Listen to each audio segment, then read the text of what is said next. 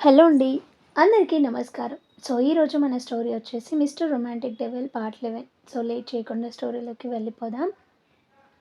వివేక్ వైష్ణవిని బయటికెళ్ళి వెయిట్ చేయమని చెప్పగానే తను బయటికి వెళ్ళిపోతుంది. బయటికి వెళ్ళి ఈ సార్ ఏంటో అస్సలు ఎవరికి అర్థం కారు అని అనుకొని బయట వెయిట్ చేస్తూ ఉంది.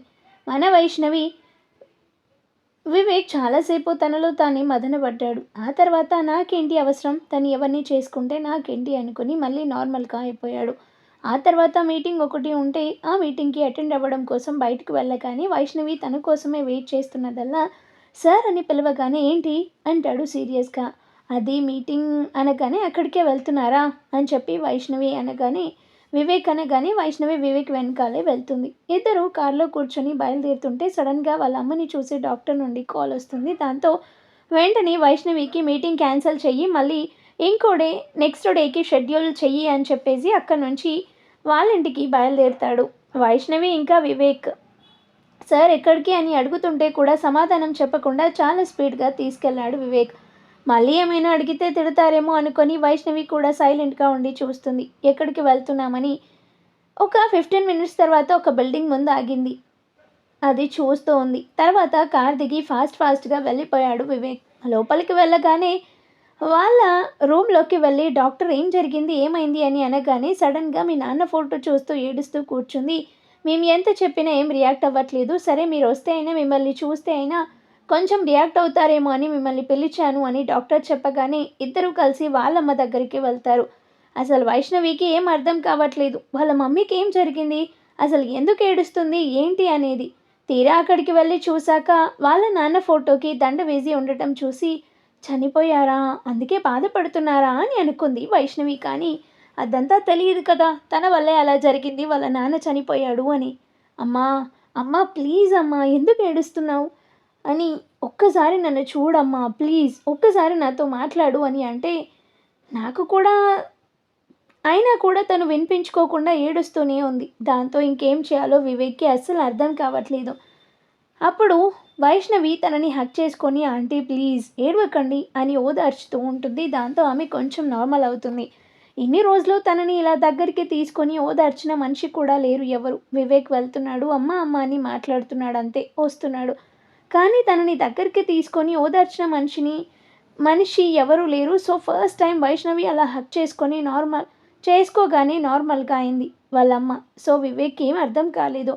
అదేంటి నేను ఎన్ని రోజుల నుంచి ట్రై చేస్తున్నా ఎంత నార్మల్గా అవ్వని అమ్మ ఈరోజు తను ఎవరు కూడా అమ్మకి తెలీదు, అలాంటిది తను వచ్చి హక్ చేసుకొని ఓదార్చగానే ఇంత నార్మల్ అయిపోయింది ఏంటి అని అనుకున్నాడు. నార్మల్ అవ్వడం గమనించిన వైష్ణవి ఆంటీ ప్లీజ్, అంకుల్ ఎలాగో తిరిగిరారు, మీకోసమని బ్రతికే మీ కొడుకుని అన్యాయం చేస్తారా, మేము ఇదే ప్రాణాలు పెట్టుకొని బ్రతుకుతున్నా మీ కొడుకుని చూడండి ఒకసారి, తను ఎంత బాధపడుతున్నాడో అని అనగానే అప్పటి వరకు ఏడుస్తూ ఉన్న ఆమె ఒక్కసారిగా వివేక్ వైపు చూడగానే తన మనసు చివుక్కుమంది. వివేక్ అని వెళ్ళి వెంటనే హక్ చేసుకొని తన మనసులో ఉన్న బాధనంతా ఆ రోజు తీర్చుకుంది. అలా కాసేపు అయ్యాక వైష్ణవిని చూసి ఎవరు అని అడిగింది. నా పర్సనల్ అసిస్టెంట్ అని చెప్పాడు. దాంతో హో అని రామ్మ అని పిలవగానే దగ్గరకు వచ్చింది. దాంతో నీ పేరేంటి తల్లి అని అడిగింది తను. వైష్ణవి అని చెప్పింది. వెంటనే వివేక్ని చూసింది తిను ఒక్కరేనా అని. దాంతో అవును అని చెప్పాడు వివేక్. అప్పుడు ఆమెకేం అర్థం కాలేదు. అలా తను నీ పిఏ ఏంటి అని. అదంతా తర్వాత చెప్తాను అని సైగ చేయగానే ఓకే అంది. సరే అమ్మా నేను తనని డ్రాప్ చేసి వస్తాను, నువ్వు కాసేపు రెస్ట్ తీసుకో అనగానే ఓకే అంది. కిందికి వెళ్ళి కేర్ టేకర్కి చెప్పి అక్కడ నుండి వైష్ణవిని తీసుకొని స్టార్ట్ అయ్యాడు వివేక్. ఏం జరిగింది సార్ ఎలా చనిపోయారు అండ్ ఎందుకు అలా అయింది మ్యామ్ అని వైష్ణవి అడగగానే నాన్నగారు యాక్సిడెంట్లో చనిపోయారు అని మాత్రమే చెప్పాడు, కానీ ఎవరు చేశారు ఎందుకు చేశారని మాత్రం చెప్పలేదు. వైష్ణవి కూడా యాక్సిడెంట్ అనగానే ఓకే అనుకుంది, కానీ తను ఇవన్నీ ఏమీ అడగలేదు. కానీ వివేక్ మైండ్లో ఒక్కటే ఉంది, ఇన్ని రోజులు నేను ఎంత ఓదార్చినా రియాక్ట్ కానీ అమ్మ ఈరోజు వైష్ణవి ఓదార్చగానే నార్మల్గా అయిపోయింది, అసలేంటిది అని ఆలోచిస్తున్నాడు. దాంతో తను ఉండే రూమ్ నుంచి దాటి వెళ్తుంటే సార్ ఇక్కడే ఆపండి నేను దిగి వెళ్ళిపోతానని చెప్పగానే వెంటనే ఆపేశాడు. తను కార్ దిగి వెళ్ళిపోతుంటే వైష్ణవి రేపు ఎర్లీగా రా, ఒకసారి అమ్మతో మాట్లాడాక ఆఫీస్కి వెళ్దాం, తను ఎన్ని రోజులు ఎంతమంది వచ్చినా రియాక్ట్ కానీ అమ్మ ఈరోజు నువ్వు హక్ చేసుకొని ఓదార్చగానే నార్మల్ అయిపోయింది, అందుకే నువ్వు కొన్ని రోజులు అమ్మతో అలా మాట్లాడితే తను నార్మల్ అయిపోతుంది అని చెప్పగానే, సార్ వస్తాను కానీ రేపు కుదరదు అంటుంది. దాంతో ఎందుకు అని అంటాడు. పెళ్లి చూపుల విషయం మర్చిపోయి. అప్పుడు వైష్ణవి రేపు నాకు పెళ్లి చూపులు సార్ ఆల్రెడీ లీవ్‌కి ఓకే అన్నారు అనగానే, ఓహ్! సారీ మర్చిపోయా అని ఓకే అని మళ్ళీ ఇంకో మాట కూడా మాట్లాడకుండా వెళ్ళిపోయాడు. వైష్ణవి కూడా లోపలికి వెళ్ళిపోయింది. వెళ్ళగానే వైష్ణవి కోసమే ఎదురు చూస్తున్న లచ్చమ్మ హాల్‌లో కూర్చొని, వైష్ణవి పర్మిషన్ తీసుకున్నావా? లీవ్ ఇచ్చారా? అని అడుగుతుంది. తను రాగానే తీసుకున్నాను అంటుంది వైష్ణవి కూడా. నార్మల్‌గా మూడీగా మాట్లాడుతుంది. సో, దాంతో ఏమైంది వైష్ణవి? ఎందుకలా ఉన్నావని అడుగుతుంది లచ్చమ్మ. ఏం లేదమ్మా. మా బాస్ వాళ్ళ నాన్నగారు చనిపోయారు రీసెంట్‌గానే. వాళ్ళ నాన్నగారు చనిపోగానే వాళ్ళ మమ్మీ డిప్రెషన్‌లోకి వెళ్ళిపోయి, ఇన్ని రోజులు ఎవరితో మాట్లాడకుండా తనొక్కతే బాధపడుతూ కూర్చునేదంట. ఈవెన్ డాక్టర్ ట్రీట్ చేస్తున్నా కూడా వాళ్ళకి కూడా వాళ్ళ ట్రీట్మెంట్‌కి కూడా రియాక్ట్ అవ్వలేదు అంట. కానీ ఈరోజు వేరే మీటింగ్ కానీ వెళ్తుంటే సడన్‌గా వాళ్ళ అమ్మ ఏడుస్తున్నారని చెప్పగానే మేము సార్ వాళ్ళ ఇంటికి వెళ్ళాము. అక్కడికి వెళ్ళిన తర్వాత నేను తనని హగ్ చేసుకొని ఓదార్చగానే తను నార్మల్ సిట్యుయేషన్‌లోకి వచ్చిందమ్మమ్మ. నాకు చాలా షాకింగ్‌గా అనిపించింది. ఎందుకంటే వాళ్ళ కన్న కొడుకే ఓదారుస్తున్నా కూడా తను రియాక్ట్ అవ్వలేదు కానీ నేనెవరో తనకి తెలీదు. అయినా కూడా నేను హగ్ చేసుకొని ఊరుకోండి మేడం అనగానే ఆమె రియాక్ట్ అయ్యి నార్మల్ సిట్యుయేషన్‌కొచ్చింది. అంటే నాకేం అర్థం కావట్లేదమ్మమ్మ అని అంటుంది వైష్ణవి. దాంతో లచ్చమ్మ అలా ఏముండదు తల్లి. ఎవరైనా ఒక బాధలో ఉన్నప్పుడు వాళ్ళని దగ్గరికి తీసుకొని ఓదార్చితే అది వేరేలా ఉంటుంది అంతే కానీ, పక్క నుండి ఊరుకో అన్న మాట వేరు, దగ్గరికి తీసుకొని ఓదార్చడం వేరు. నువ్వలా దగ్గరికి తీసుకొని ఓదార్చేసరికి నార్మల్ అయ్యారేమో అని లచ్చమ్మ చెప్పగానే, వైష్ణవికి అసలు ఏం అర్థం కాలేదు. సరే అమ్మమ్మ నేను ఫ్రెష్ అయ్యి వస్తాను అనగాని, సరే కానీ రేపటికి కావాల్సినవన్నీ ఆ రూమ్‌లోనే ఉన్నాయి. అన్నీ చూసుకొని రేపొద్దున్నే రెడీగా ఉండాలి. వాళ్ళు పొద్దున్నే వస్తామన్నారు అని చెప్పేసి అంటుంది లచ్చమ్మ. దాంతో మనకి ఇవన్నీ ఎందుకు? రోజులాగే రెడీ అవుతాను అంటే, లేదు నువ్వన్నీ వేసుకొని రెడీ అవ్వాల్సిందే అని చెప్పగానే, సరే అని చెప్పి లోపలికి వెళ్ళిపోతుంది వైష్ణవి. వైష్ణవి లోపలికి వెళ్ళగానే బెడ్ మీద వాళ్ళ అమ్మమ్మ పెట్టిన చీరలు, ఆమె కోసమని వాళ్ళమ్మ చేయించిన నగలు అవన్నీ కూడా బెడ్ మీద పెట్టింది. వాటిని చూస్తూ వైష్ణవి చాలా బాధపడింది. అమ్మ మా కోసం ఎంత చేసి తీరా పెళ్లి చేద్దాం అనుకునే టైంకి ఇలా జరిగిపోయింది. అక్క అలా చేయకుండా ఉంటే ఇప్పుడు మేము ఎంత హ్యాపీగా బాగుండేవాళ్ళం అని అనుకొని బాధపడుతూ ఉంటే అంతలోనే వనజ వైష్ణవి దగ్గరకు వచ్చింది. ఏం జరిగింది అని అడిగింది. ఏం లేదు వనజ. మా అమ్మ మా కోసం చేయించిన నగలు చూస్తూ అమ్మ మా కోసం చాలా కష్టపడింది. అమ్మ నాన్న ఇద్దరు కూడా. తీరా మేము హ్యాపీగా ఉండే సిచ్యువేషన్ వచ్చేసరికి వాళ్ళు అలా వెళ్ళిపోయారు అని బాధపడుతూ ఉంటే, జరిగిపోయిన దాని గురించి తెలుసుకొని ఎన్ని రోజులని బాధపడతావు? నువ్వు బాధపడితే వాళ్ళు ఉంటే చూస్తూ ఊరుకోగలరా? అలాగే వాళ్ళు పైలోకంలో ఎక్కడున్నా సరే వాళ్ళు కూడా సంతోషంగా ఉండాలి అని అంటే నువ్వు హ్యాపీగా ఉండాలి. ఎప్పుడూ నవ్వుతూ ఉంటేనే వాళ్ళ ఆత్మ కూడా శాంతిస్తుంది అనగానే సరే అని ఏడవటం ఆపేస్తుంది వైష్ణవి. అవును లీవ్ గురించి అడిగావా అని అడుగుతుంది వనజ. అడిగాను అని చెప్తుంది. ఏమన్నారు? ఎలా రియాక్ట్ అయ్యారు అని అడుగుతుంది. నార్మల్గానే ఓకే చెప్పేశారు. ఏం రియాక్ట్ అవ్వలేదు అంటుంది వైష్ణవి. అదేంటి? ఏం రియాక్ట్ అవ్వకపోవడం ఏంటి? సార్‌కి నువ్వంటే ఇష్టం కదా! అలాంటిది నీకు పెళ్లి చూపులంటే ఏదో ఒకటి రియాక్ట్ అవుతారు కదా! అట్‌లీస్ట్ నీ మీద కోపంతో అయినా కోపంగానో లేకపోతే తనని కాదని వేరే వాళ్ళని చేసుకుంటున్నావని బాధగానో ఏదో ఒక ఫీలింగ్ ఎక్స్‌ప్రెస్ చేస్తారు కదా! అని అడుగుతుంది వనజ. అలా ఏం లేదే. ఏం రియాక్ట్ అవ్వలేదు కానీ అని ఆ రోజు సాయంత్రం జరిగింది పూసగుచ్చినట్టు చెప్పింది వనజకి. నువ్వు హగ్ చేసుకొని ఓదార్చగానే అలా ఫీల్ అవ్వడం ఏంటి ఆమె అని అడుగుతుంది వనజ. అంతవరకే అడుగుతుంది కానీ దాని గురించి ఎక్కువగా ఆలోచించలేకపోయింది. సరే మరి ఇప్పుడు ఏం చేద్దాం అనుకుంటున్నావని అడుగుతుంది వైష్ణవిని. ఏముంది రేపు పెళ్లి చూపులకి రెడీ అవ్వడమే. అయినా ఇంకా పెళ్లి చూపులు అవ్వలేదు కదా, రేపటి వరకు టైం ఉంది కదా, ఆలోపు ఏమైనా చేస్తారేమో చూద్దాం అని చెప్పేసి వనజ అనగానే అంటుంది వైష్ణవి. రేపు నువ్వు ఉండొచ్చు కదా అని అడుగుతుంది వైష్ణవి వనజని. ఇలాంటి సిచ్యువేషన్ వస్తుందని నాకు ముందే తెలుసు. నీకు మాత్రం ఎవరున్నారు? సో అందుకని నేను నిన్న ఆఫ్టర్నూన్ వరకు హాఫ్ డే పర్మిషన్ అడిగాను అని వనజ చెప్పగానే థ్యాంక్ యూ వనజ అంటుంది వైష్ణవి.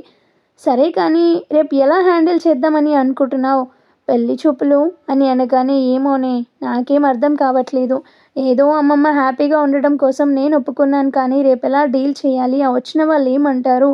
ఏం చేయాలో అర్థం కావట్లేదు అని అంటుంది వైష్ణవి.